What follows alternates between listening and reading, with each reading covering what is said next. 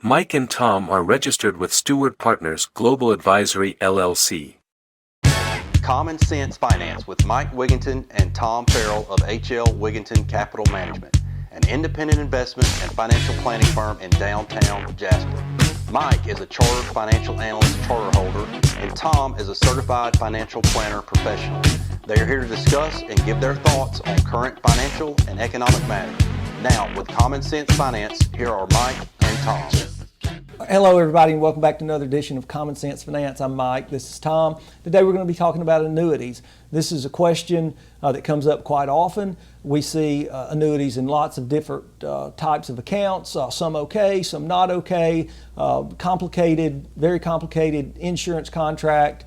And so Tom, I know you have a lot of opinions and not necessarily opinions, but your positions based on fact, and so you study that market a lot more closely than I do. What say you?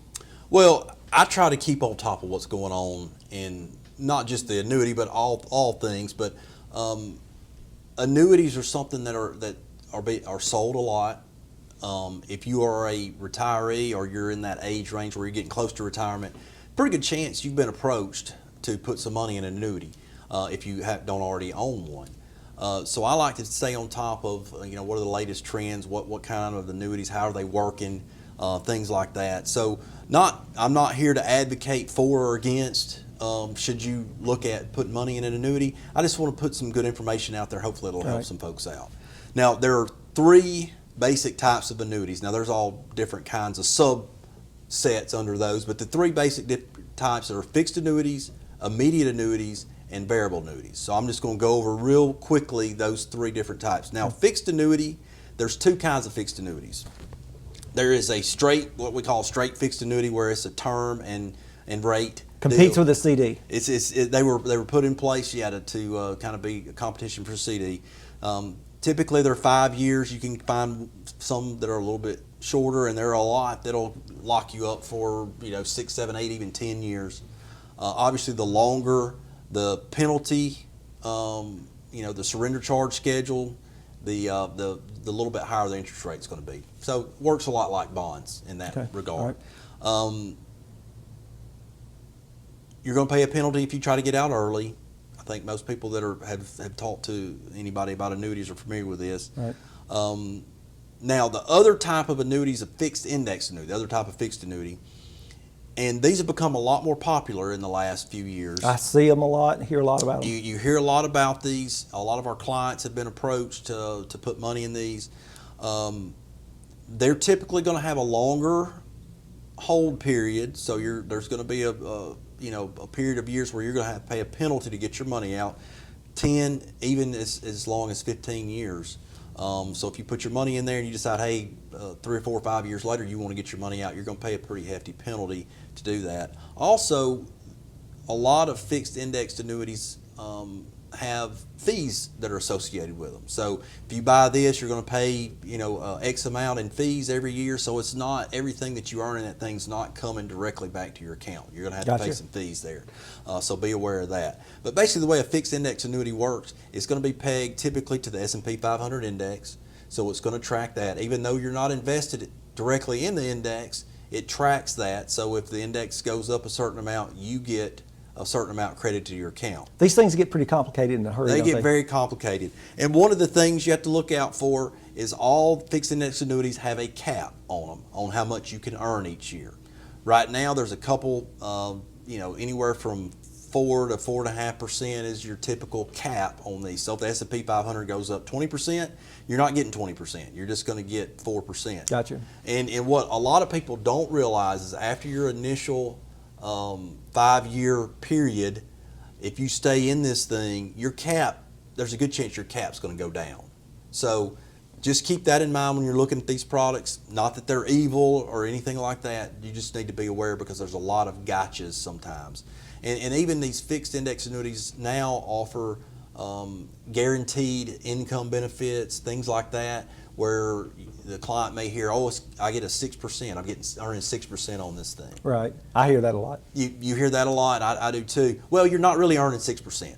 You're getting 6% credited to your annuity base, and I'll explain a little bit more how that works later. But if you came back and said, hey, I want to get my money out, you're not getting the 6% that you've earned over the last 5 or 6 years. That's only if you decide to take an income out of that, which leads me to the next type of annuity. You had a question? No, I was just going to say that, to emphasize that point, those are fixed index annuities. Right. So that we're still under the first type of annuity, which is simple fixed annuity. That's right. So now we're moving on to the second type. Well, of annuity. they used to be simple fixed Right, annuities. there you go.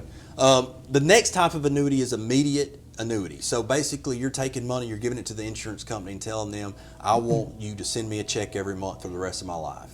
Or a period of time, but it Right. usually is for the rest of your life. So that's the advantage of an immediate annuity is you've got a stream of income you can't outlive. So Right. it's going to keep paying as long as you keep breathing. You're passing the risk of outliving your money on to the insurance That's company. exactly right. Which really, that was the whole point of annuities to begin with anyway, a guaranteed income stream. That was the whole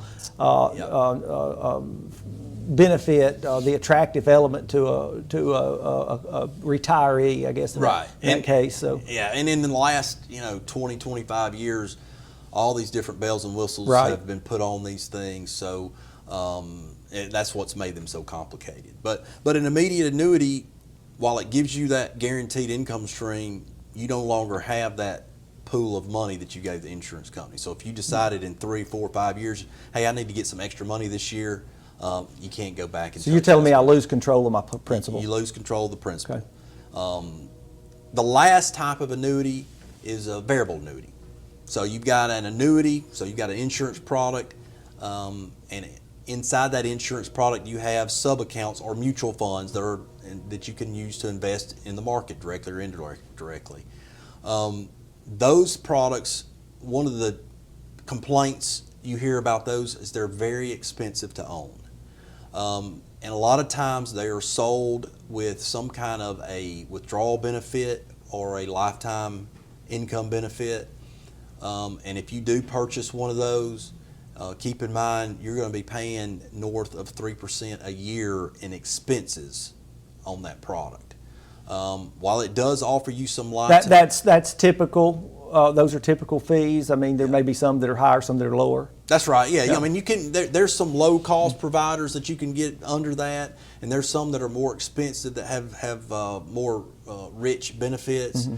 Maybe they're offering a bigger roll up or whatever. And I don't want to get into all that moving parts, but just know that variable annuities, if you're looking for a lifetime income stream, you're concerned about, hey, I need to set myself up with a personal pension because I don't have a pension through work.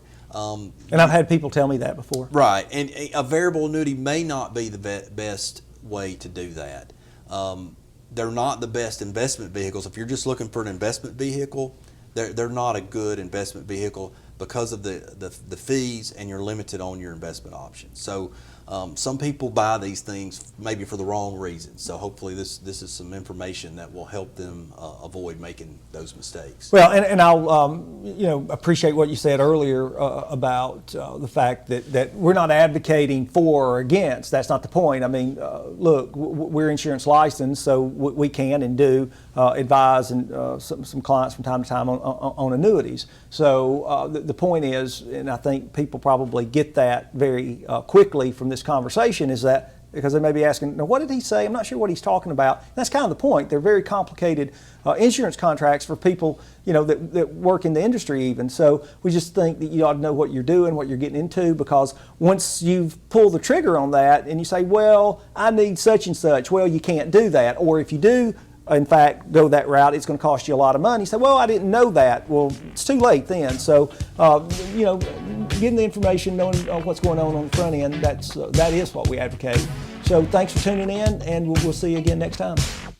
Just can't believe all the things people say.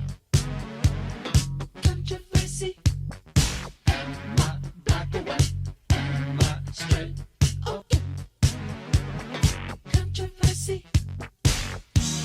Do I believe God? Do I believe me? Controversy.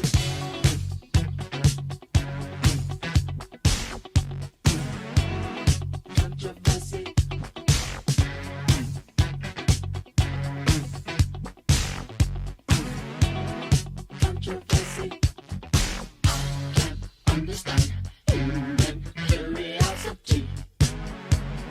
Controversy, was it good for you?